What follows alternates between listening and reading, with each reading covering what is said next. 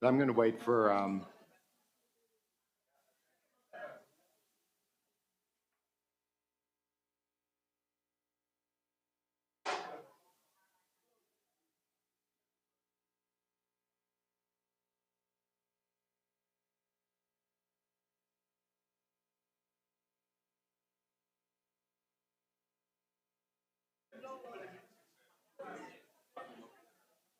okay. Okay, good afternoon, everyone. Please take your seats. Quiet down. It's my great pleasure to welcome you to this Peterson Institute panel on global imbalances in the C. Fred Bergsten Center. The title of the event is International Imbalances Again, Still, Forever. So I think that's quite appropriate, given that we seem to go through cycles of attention to global imbalances. We had the 80s, we had the 2000s, and now we're back again in a cycle, and we'll be hearing from our panelists what some of the issues are and what some of the reasons for that are, and whether we should be concerned or take a more relaxed view about global imbalances. We really have an all-star panel of scholars and policymakers to discuss the issues. In alphabetical order, we have Joe Gagnon, my colleague here at Peterson, a senior fellow, who was the associate director in the Division of International Finance at the Fed before coming here, has served in roles at the Treasury Department, visited Berkeley, which is a huge qualification for anyone, and has worked in this field for literally decades on trade imbalances and current accounts. We have Hélène Rey, who will be the next chief economist at the BIS. Hélène, congratulations again. Hélène is the Lord Bagri Professor at London Business School. She's taught at Princeton. She's taught at the LSE. We tried to hire her at Berkeley, unsuccessfully, unfortunately. And she has a very distinguished record, both in path-breaking economic analysis, in finance, and in policy advice. Alan Taylor, Truth in Advertising, a longtime collaborator of mine, and student, dare I say, back in the day, is a professor of international and public affairs at Columbia, but he is also currently serving as a member of the Monetary Policy Committee of the Bank of England. Alan sort of straddles economic history, macro finance, econometrics, and has also done extensive writing on current accounts. And finally, but not least at all, Isabel Vansteenkiste, Director General for International and European Relations at the ECB. Isabel has worked there since 2022, has been Deputy Director in the Directorate of Monetary Policy and in the Directorate General of Economics. And she is also an important researcher in international macro, applied macro, and monetary economics. She's been a visiting professor at the College of Europe. I'm going to proceed according to my instructions in the order Rey, Taylor, Vansteenkiste, and Gagnon. Hélène has to return to London on a plane very soon to teach her class in the morning, so she will not join us on the panel afterward, but we will hear her remarks from the podium. So let me first welcome up Hélène.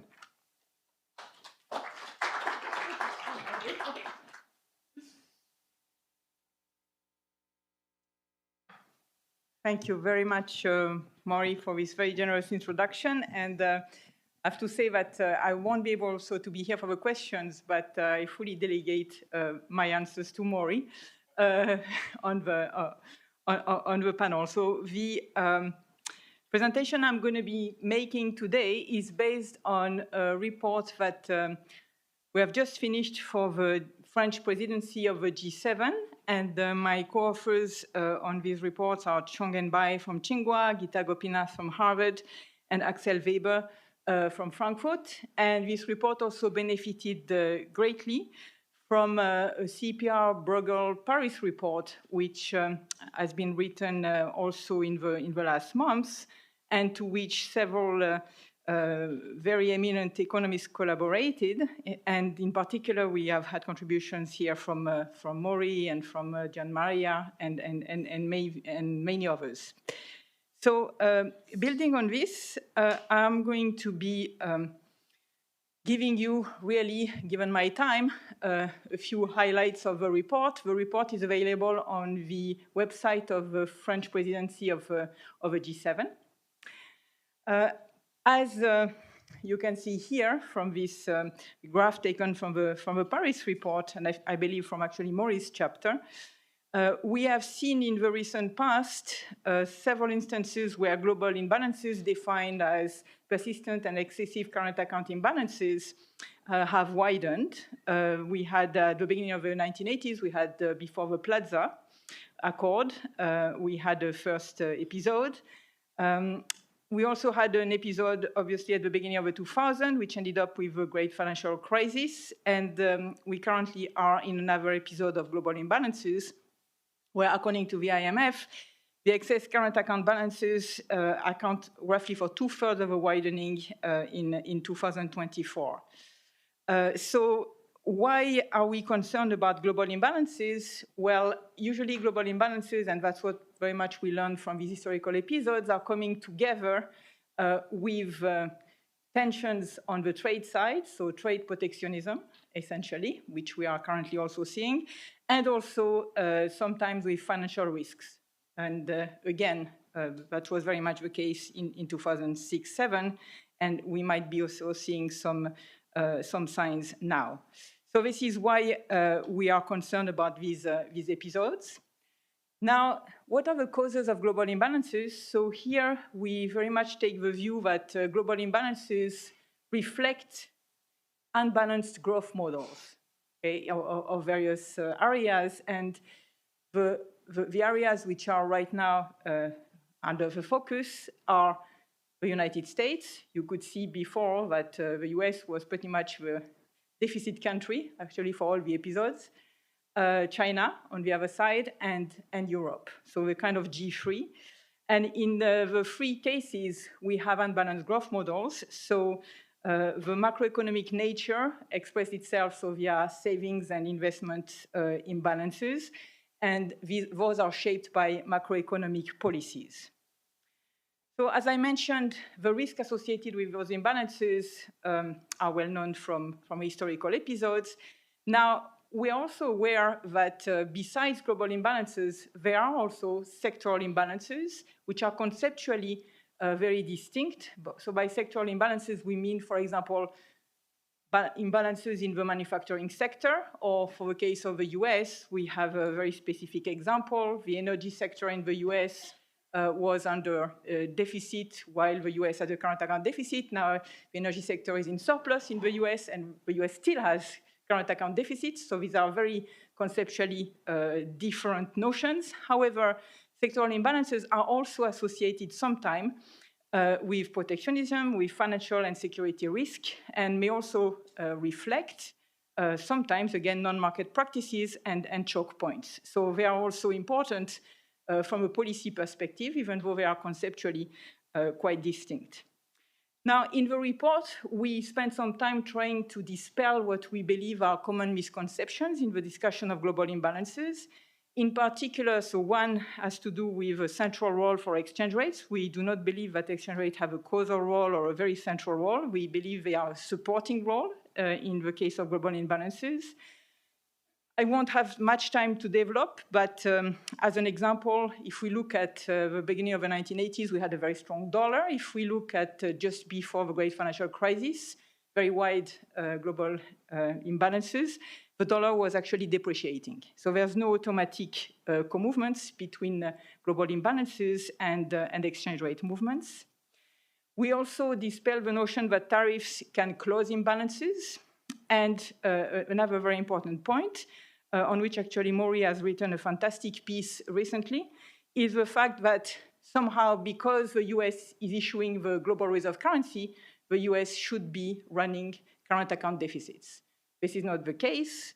If you are issuer of a reserve currency, what it means is that you might have a lot of gross liabilities that the rest of the world want to hold, for example, US treasuries that are circulating in the rest of the world. However, facing this US treasuries on the asset side, you don't have to have a trade deficit.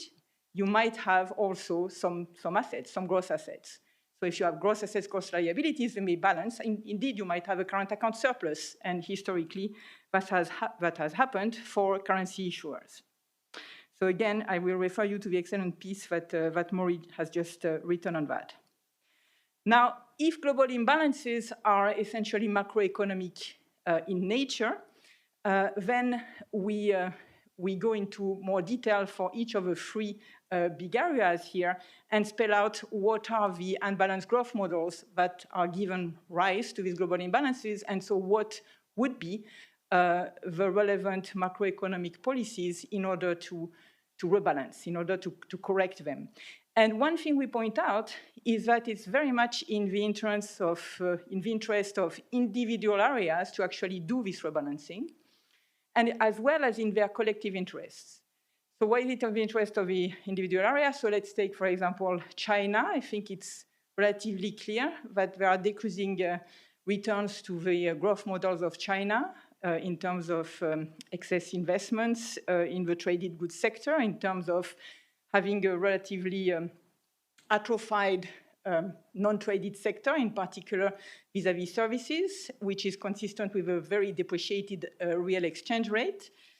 And the size of the Chinese economy is such that exporting all these goods is more and more difficult, facing more and more tariff walls in the rest of the world, as well as giving rise in China to the so-called involution mechanism through which we have deflation in industrial prices.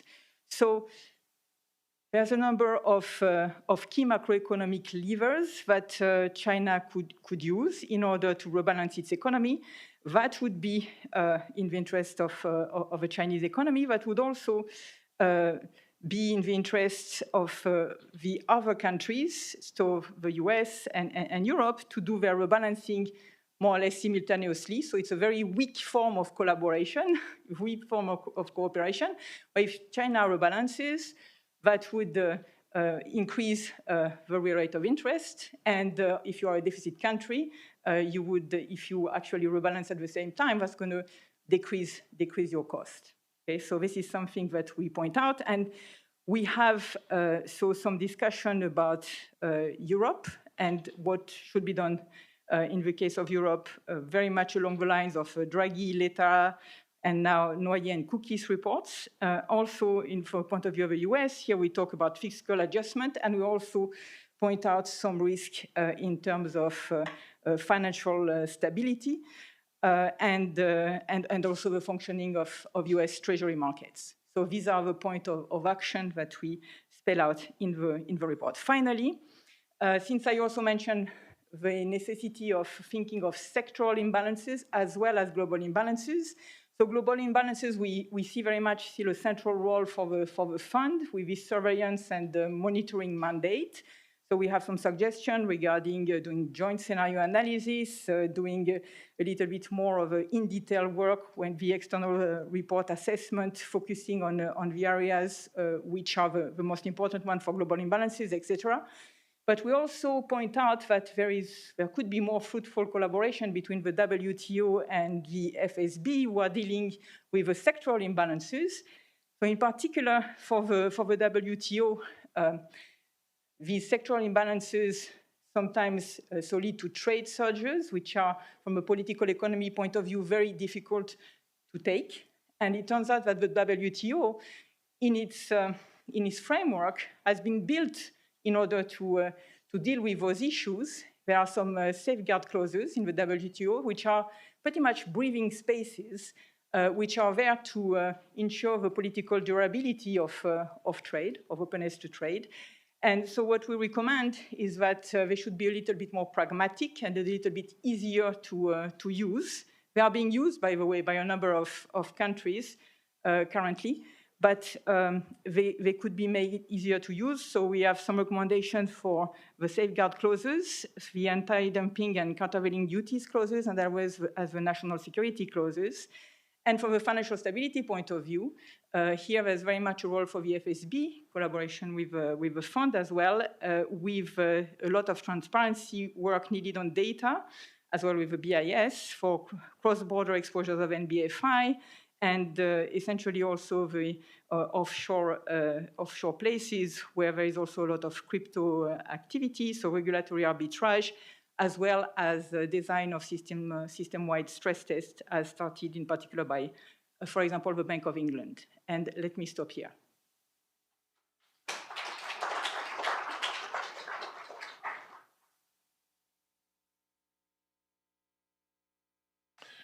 Okay, good afternoon. Thank you for inviting me to be part of the discussion today, and thank you, Maurice, for a kind introduction. So today I want to focus on a shift that's often underappreciated in debates on global imbalances. For decades, we've explained imbalances primarily through macro-structural forces like demographics, productivity differentials, fiscal positions, and saving investment gaps. Those explanations still matter, but they may no longer tell the whole story. And what is new, and what I want to emphasize, is the growing role of industrial policy at scale, along with other policy distortions, are now becoming important to understanding why, at the macro level, global imbalances have re-emerged and why they may be proving so persistent. And this is a theme of new and ongoing research at the Bank of England, led by Ambrosio Cesbianchi and other co-authors, and I encourage you to look at the underlying working papers. So I'm pleased to now present a short summary of that work so far, which might be a catalyst for discussion. So global imbalances are back.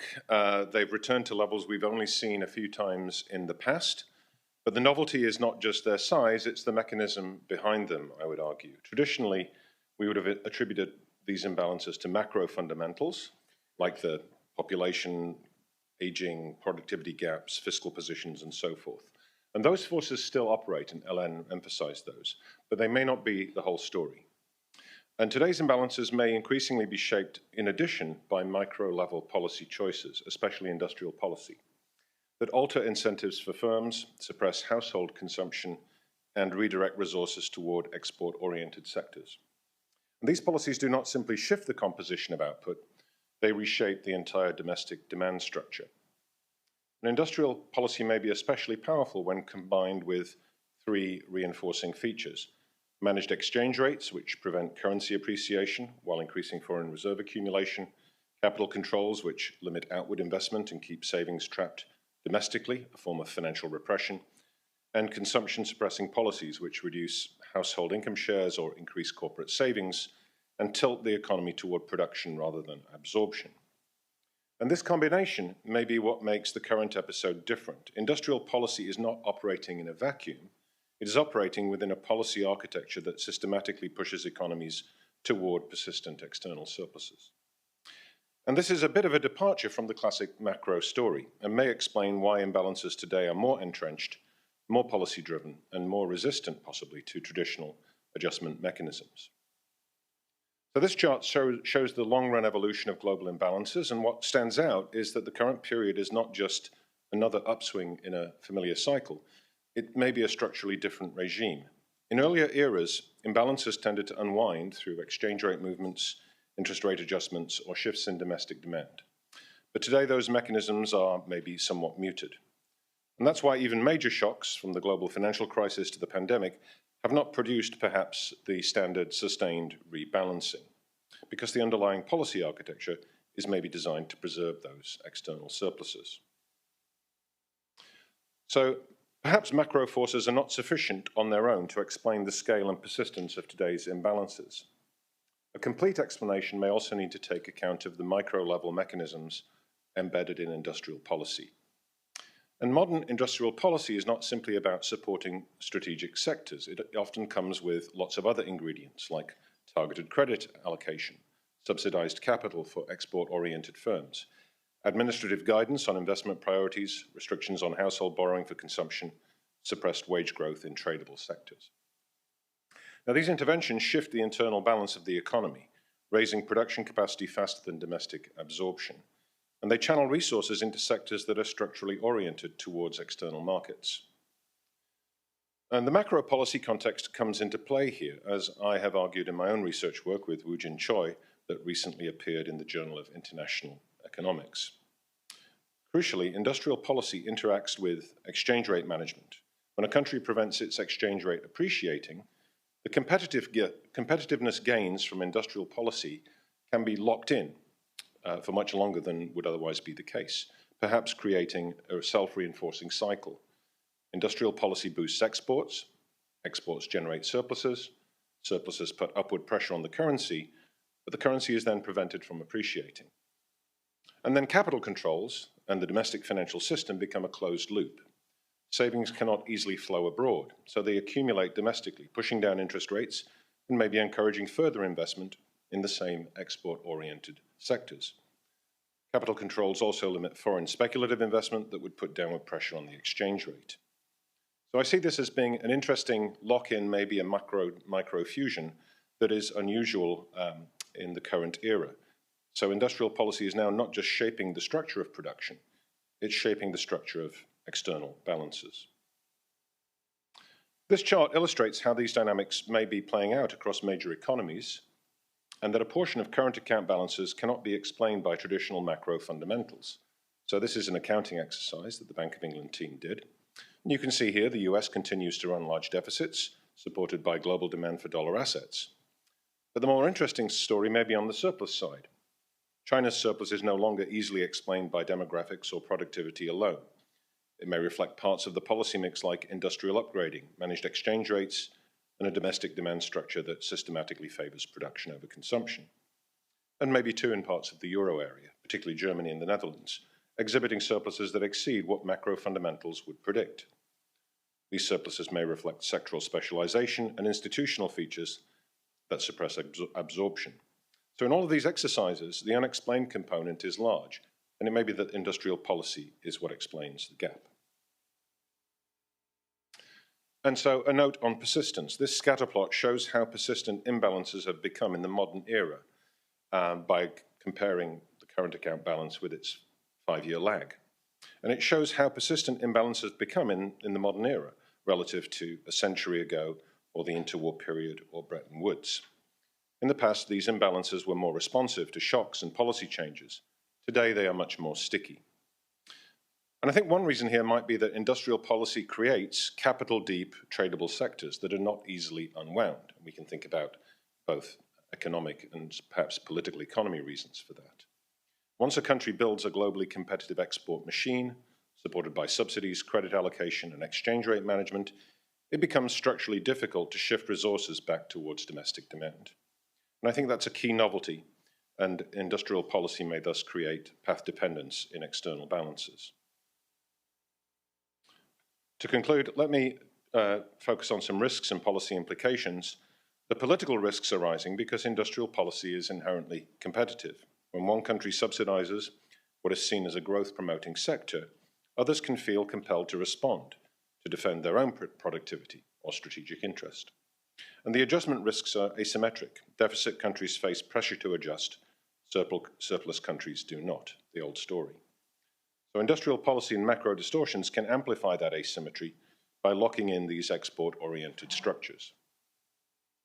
There are also, as Hélène pointed out, financial stability risks emerging from these large, sustained external balance sheets, interacting possibly with non-bank vulnerabilities. And perhaps industrial policy here could be exacerbating these risks by concentrating investment in specific sectors. To conclude, the policy path forward may require recognizing that industrial policy is now a driver of global imbalances, maybe not the only driver, but an important one. Surplus countries need to rebalance toward domestic demand. Deficit countries need credible fiscal paths, and international institutions need to update their analytical frameworks to incorporate the micro-level mechanisms that help shape today's imbalances. Thank you.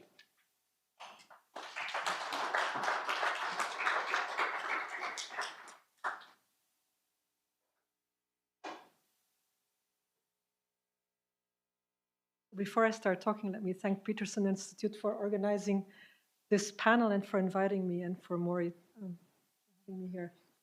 So I'm going to focus, coming from the ECB, on Europe and how Europe fits into the discussion on global imbalances. I'm going to call it a Schrödinger's déjà vu, like Schrödinger's cat. Is it not? It is, and it is not. So, and I'm going to start right away in giving you already my main points of my intervention. So when we look at global imbalances and the global policy debate, you have a bit of a déjà vu for those who were around in the 2000s. You see large imbalances, and we see them at the surface also in a highly financially integrated world, which makes us worried about when they unwind what may happen, because spillovers could be severe.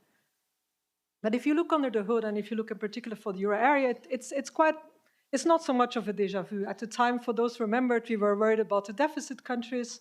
We actually went through a sovereign debt crisis. There was quite some adjustment, and now actually the focus has shifted to a euro area surplus, and there's not much discussion anymore about concerns of a sovereign debt crisis, thankfully so.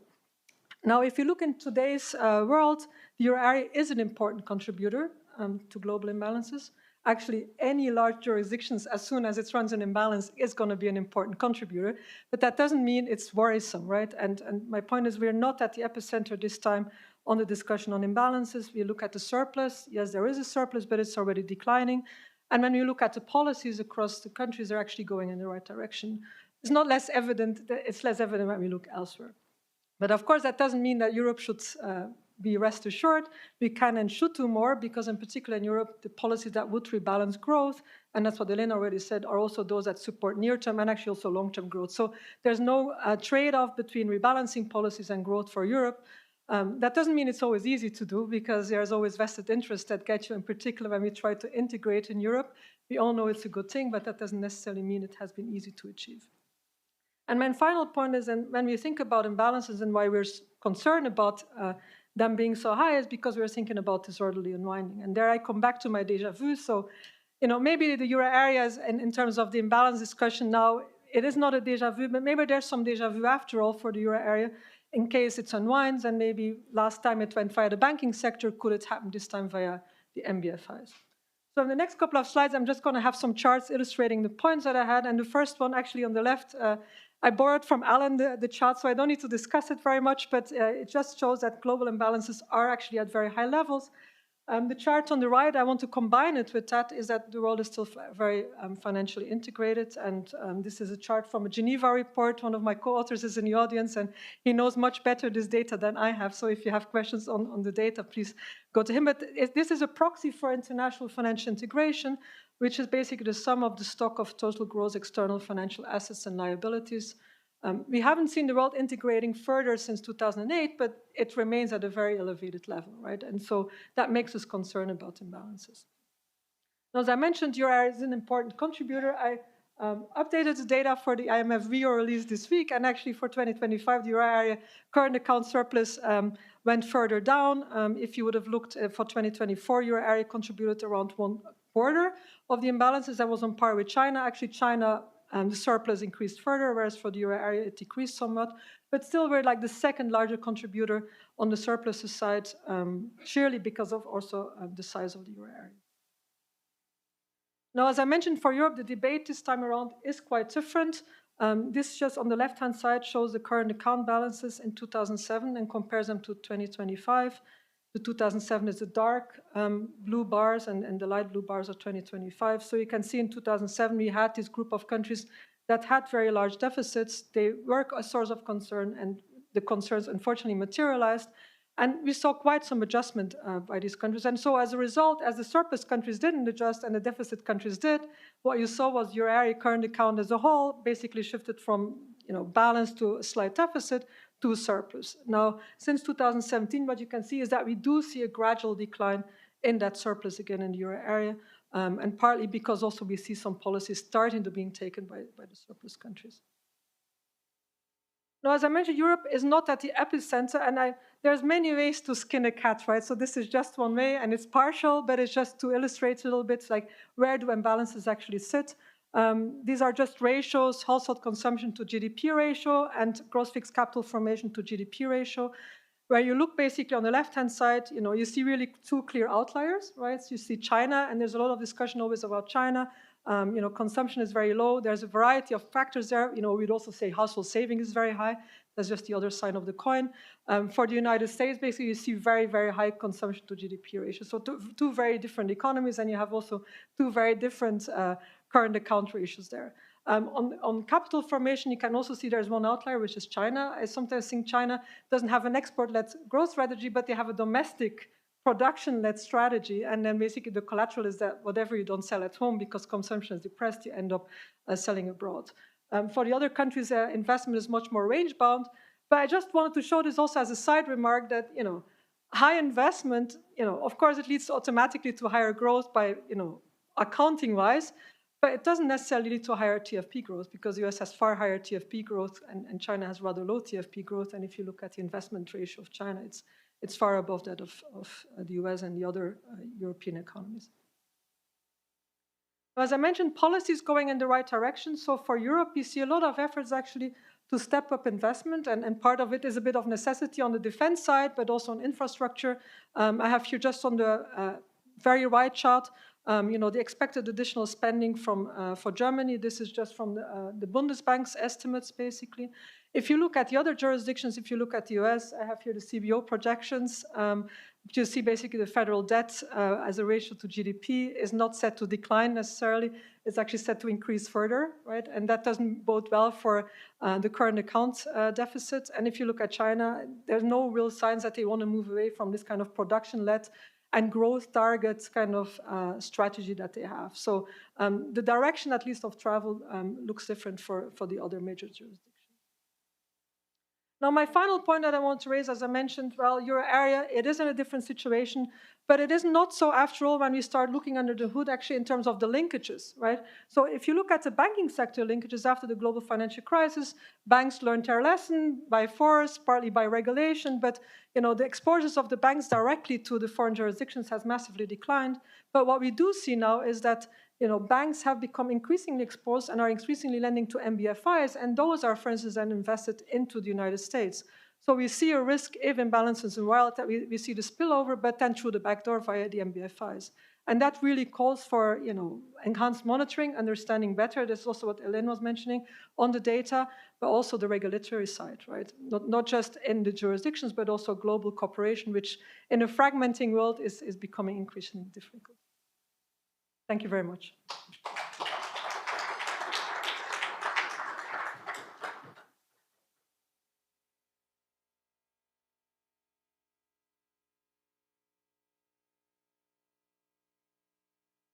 Okay, thank you.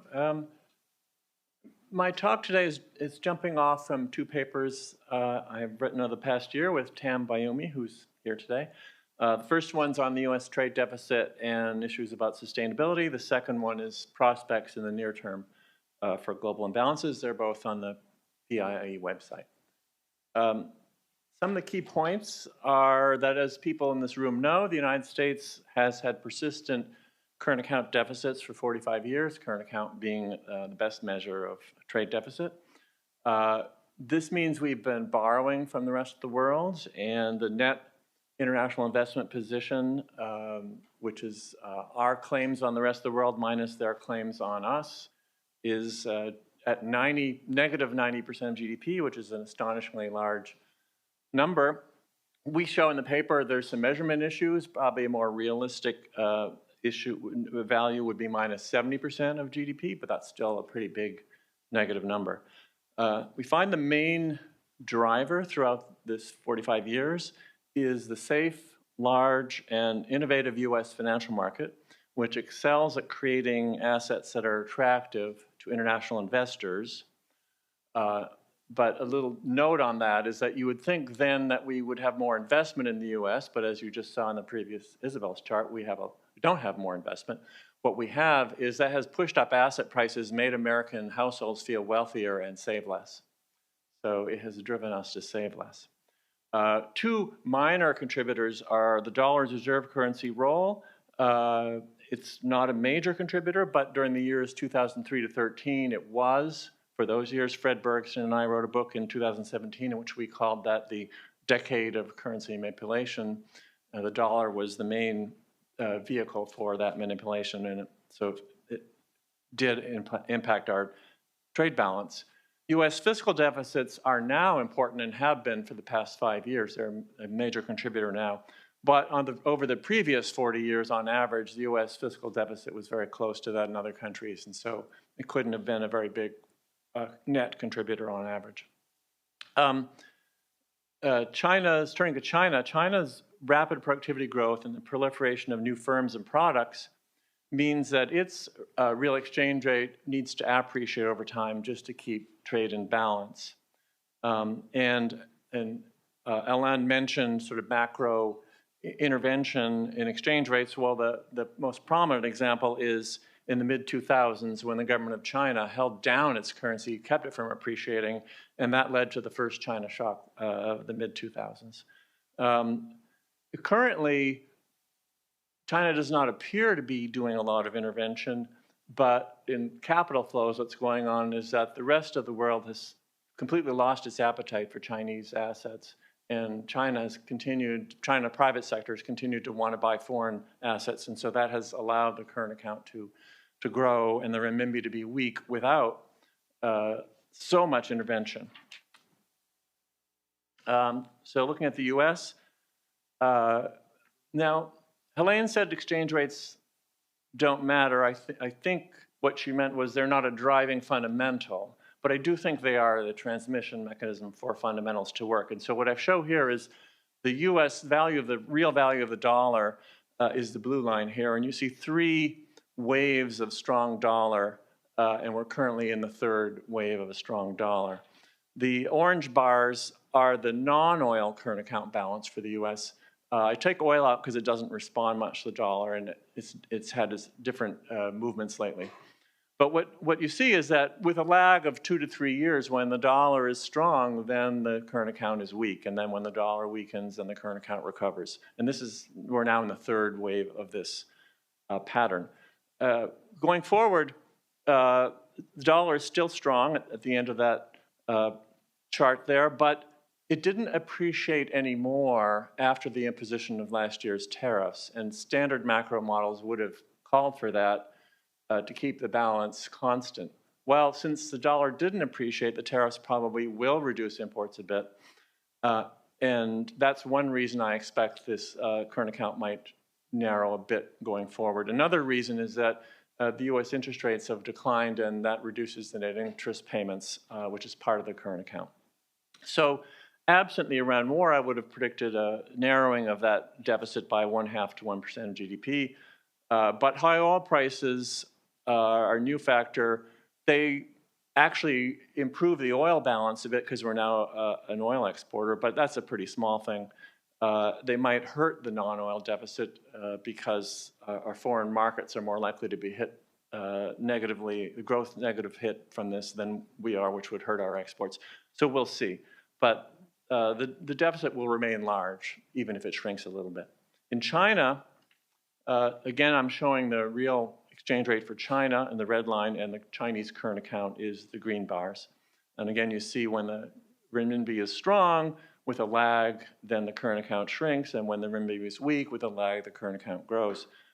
Now, one difference here is that, as I mentioned before, because of the rapid productivity growth, you need to do this in a detrended real renminbi, but then it works pretty well. So absent the Iran war, given the weakness of the renminbi and other factors which I'll come to later, we would expect China's surplus to continue growing and to get to around 6% of GDP next year. But the war is going to change that. So at current prices in futures markets, energy imports to China might increase by 0.5% of GDP. That might hold down their growth. Plus, there might be a slowdown in their foreign markets. That might hold down their growth. so that the rise in the current account may not be as much as it otherwise would, but it still will be, I believe, significant going forward. This chart just shows that another cut on China's price competitiveness. What you see is manufactured export prices, and during the COVID period in the United States and Europe, the yellow and green lines, prices rose, as you know, part of the overall inflation. A year later, coming out of COVID, China had a big manufacturing recession, and that caused their prices to actually fall. That's the red line, and there's a huge gap that's opened up in these tradable goods. So China is very competitive internationally. I don't have time to go through this chart, but the point here is simply that domestic imbalances inside China are moving in a direction that would support a growing external imbalance, i.e. a growing trade surplus. So to get to the final conclusions, the combination of a stable or slightly shrinking U.S. deficit and a rapidly growing Chinese surplus is bad news for manufacturers elsewhere. And this second China shock is going to hit Europe and parts of Asia hardest. The U.S. seems to be less exposed now. We've put up stronger barriers to China, and I think even in places where we haven't not put up explicit barriers, Chinese companies are afraid to enter because of the fear that barriers will be put up. So this will probably deflect these shock elsewhere. Protectionism in Europe and Japan won't really help much if it can happen, because the main battlegrounds are really third countries where Chinese exports will displace German, Japanese, and Korean exports. True, as I said, high oil prices actually shrink China's surplus, so it's not as bad. It will be growing, but not as strongly. But that's cold comfort if you're an exporter in Europe or Asia, because you're still going to face all those exports. China's leaders seem to understand the importance of boosting consumption, but the measures that have been planned to date are just far too weak given the size of the problem. And expanding net exports is clearly the path of least resistance. And that's sort of where China's clearly going to be heading until they get further pressure. One benefit of all this is the acceleration of the green transition, especially China's ability to sell cheap solar panels, batteries, and EVs around the world. A final risk is, could the US AI boom end a bit abruptly? My colleague Martin Trzempa in the previous session said that's not a risk, it's not going to happen. I agree for 2026, but who knows for 2027? It could be like 2001 when the tech boom burst. And that could tip the US into recession finally, and for causing a big loss in export markets and making this all the more painful. Thank you.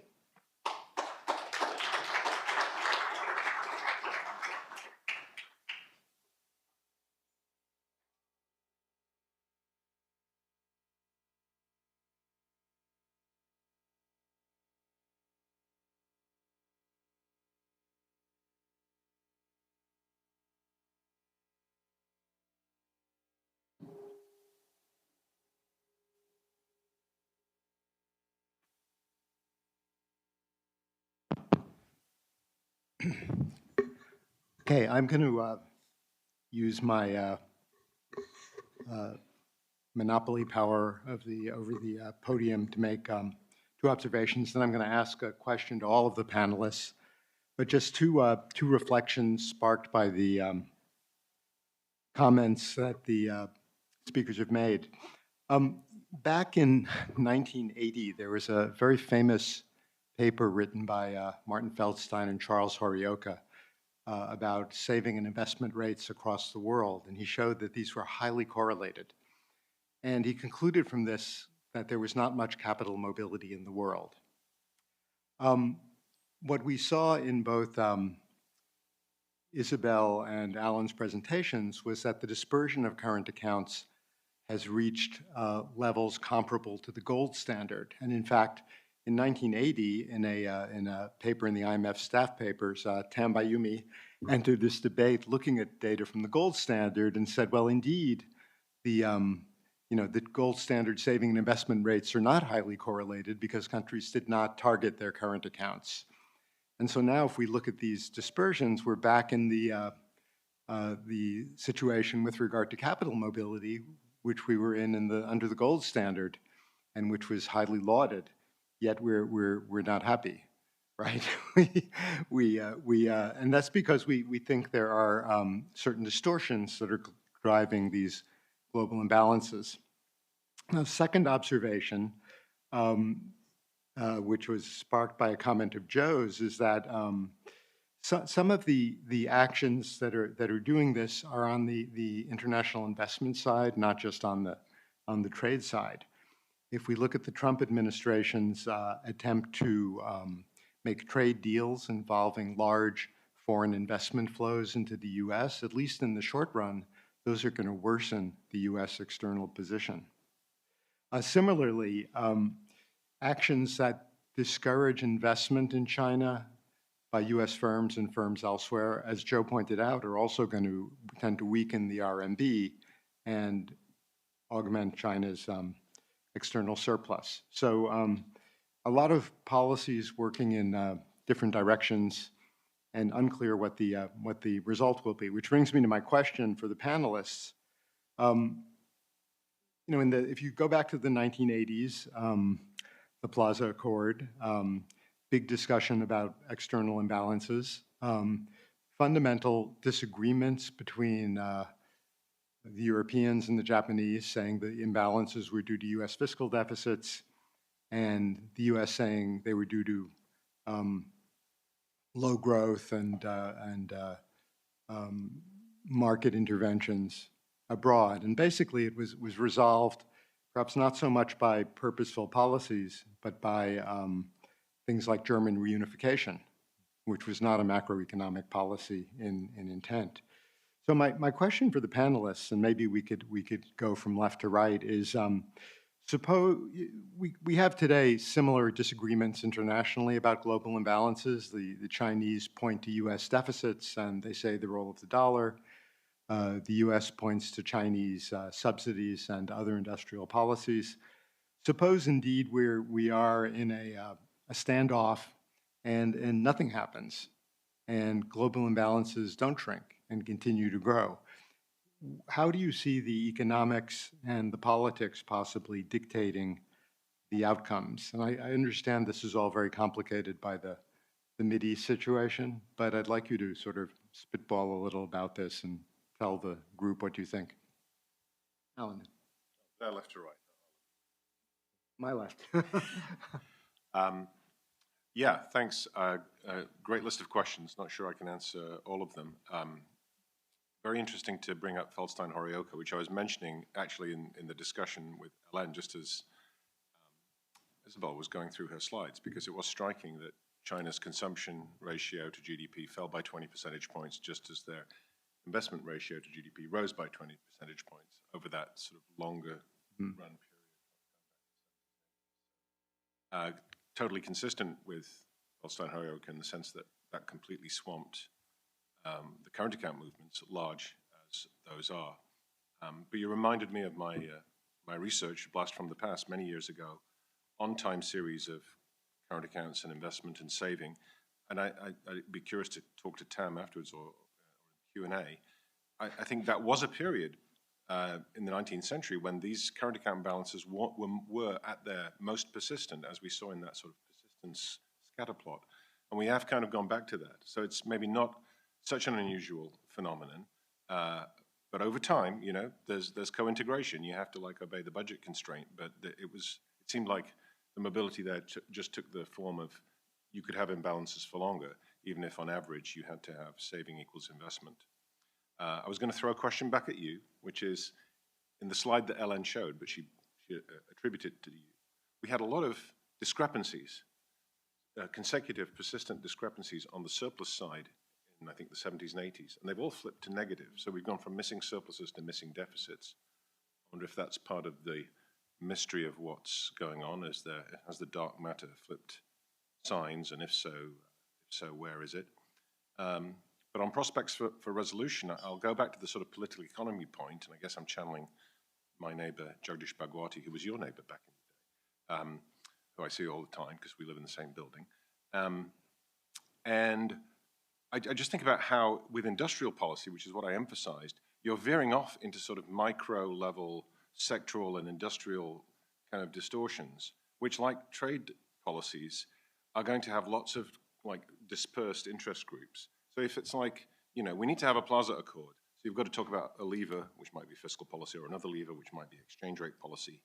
You know, maybe it's easy to kind of get to some agreement or coordination on a few levers on some very big points.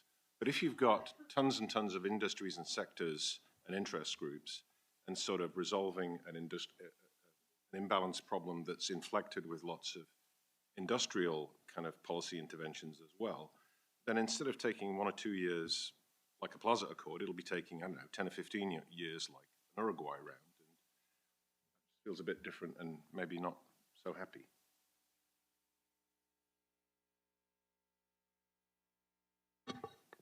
So picking up on if the imbalances are not being resolved, like say naturally, let's put it like that, and you need to reach some sort of agreement.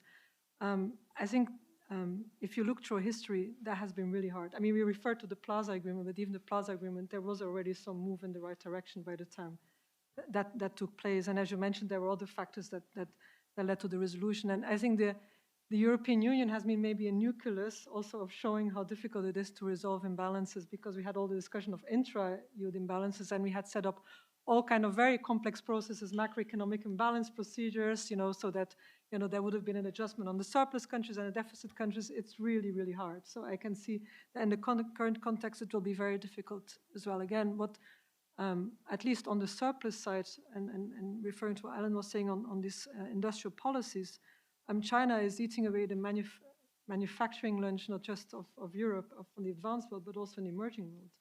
And I can imagine that at some point, at least, the globe will collectively come together and say, how do we resolve this? And ideally, that happens through a WTO or reviewing the rules of the WTO. I'm not a trade expert, but you know, there must be things that you can try there at that level to do.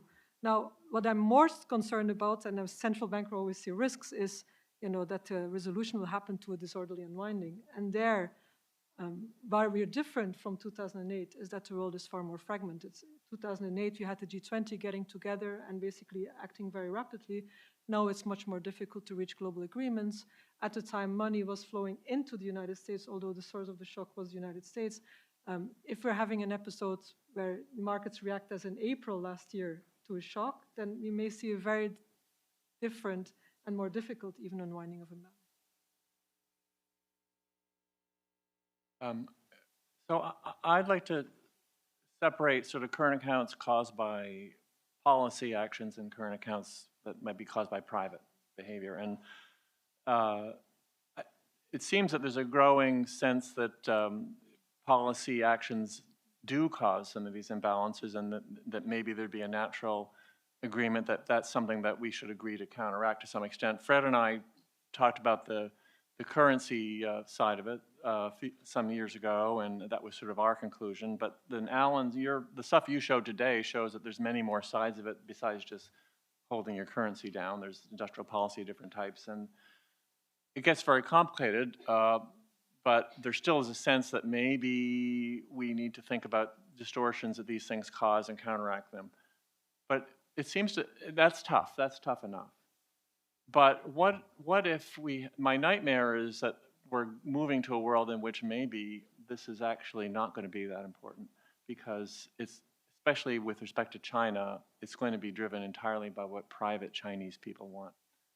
Because I can very well imagine a world in which few foreigners want to buy assets in China, and hundreds of millions of Chinese households and companies want to buy foreign assets. And that, it seems to me, can swamp any of the subsidies anyone has ever identified in China in terms of the amount of money that they could shift abroad and the current account it could support. The IMF and the US Treasury have said, we want a freely floating renminbi with no intervention. They might not be happy with what happens if that happens. And what should we do about it? I don't know. Yeah, I mean, interestingly, there's a counterpoint in the 1980s with the U.S.-Japan relationship and the U.S. efforts to get Japan to open financial markets, the yen-dollar agreement, and in the current geopolitical atmosphere, and given the very different positions of China and Japan strategically nowadays, it's hard to imagine the Chinese being willing to engage in any such thing. And the leadership has been moving to a position of, really greater autarky with response to, with regard to financial flows. So that is probably a worrisome development going forward. Coming back to what Isabel said about the, the euro area, I have to recall another Feldstein-Horioka paper, which was from the early 2000s after the euro came in, and my colleague Olivier Blanchard and Francesco Giovazzi had a Brookings paper on Europe, the end of the Feldstein-Horioka puzzle, documenting the increase in capital flows, net capital flows among euro area members, and isn't this great? And the discussant was Pierre-Olivier, the very young Pierre-Olivier Gournechas, who had been doing some work on Latin American crises, and he kind of said in his discussion, well, not so fast, but we saw how that worked out. Okay, well, with that, I'm not going to take up the discrepancy because if I understood it, it wouldn't be a discrepancy. But I'll turn to the floor for questions. There's a mic in the middle. Jessica has mics. Please identify yourself before speaking, and the floor is briefly yours.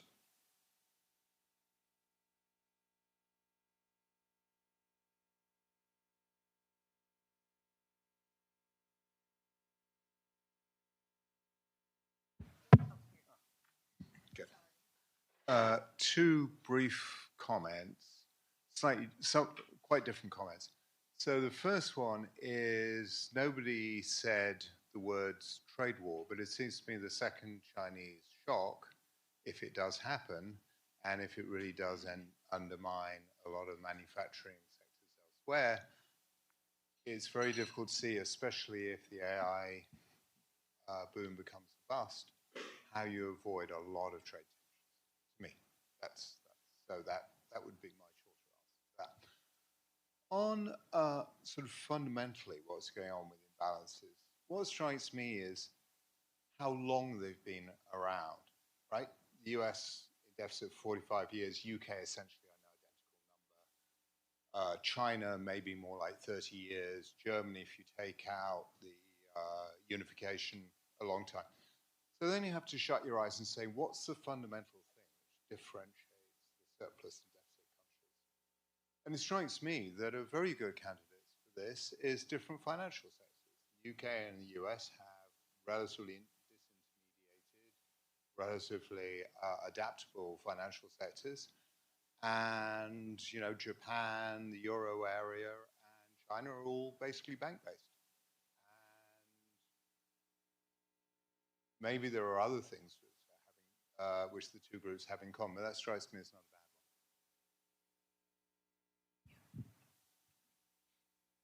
one. By the way, that was my co-author, Tam Bayumi. He didn't introduce himself, but for the record.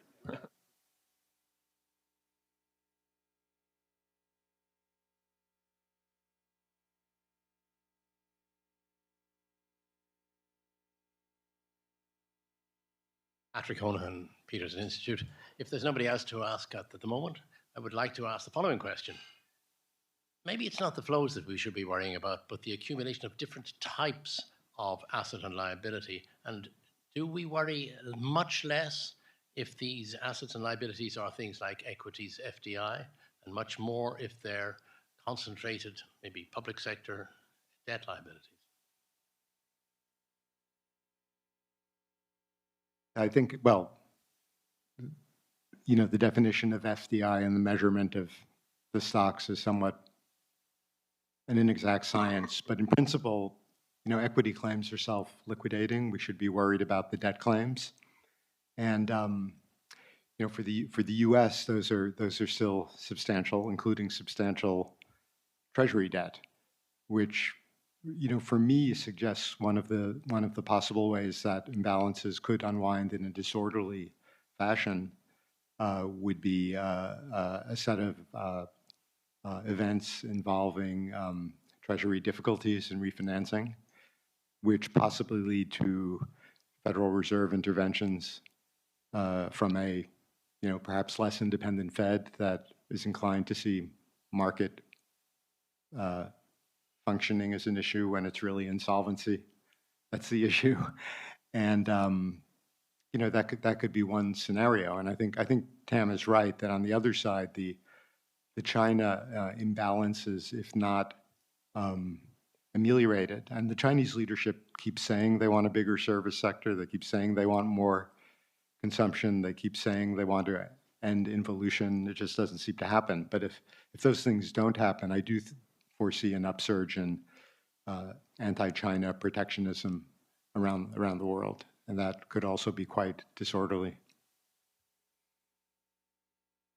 Just a factual, if we take out all equities on both sides of the US position, which we think is minus 70% of GDP, I think we said we found the net equity, the net debt, just pure debt assets and liabilities, is still a minus 50% for the US. So yes, it's a worrisome number, even if you only worry about debt. Yeah, I agree with that point. I mean, the delta in the last few years has been a lot about equity valuations. Kristen Forbes made that point in the panel at the yesterday. I think of that as the Nokia problem, which back in the 90s, lots of foreigners owned Nokia, and so Finland's net international investment position went to sort of not minus infinity, but it got very large and negative. It wasn't like anything harmful, so I think Patrick's quite right to point that out, and I think that has been a big delta in recent years. On the first question, I think trade diversion is kind of brewing, and so that tension just seems to be there, kind of quietly building up, but what it will lead to, I don't know.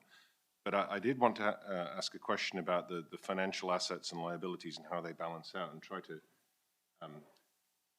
set up an argument between Joe and Hélène, but unfortunately Hélène's not here, so we have a one-sided argument. But Hélène's point was, well, just because you've got all these liabilities building up, it would all cancel out if you could just acquire the assets. But if you do, rest of the world versus China or something, your argument is we've moved sort of structurally to a point where, or the future you lay out is no one wants to buy the Chinese assets. So that seems to be diametrically pushing back on Hélène's argument. So maybe you want to speak to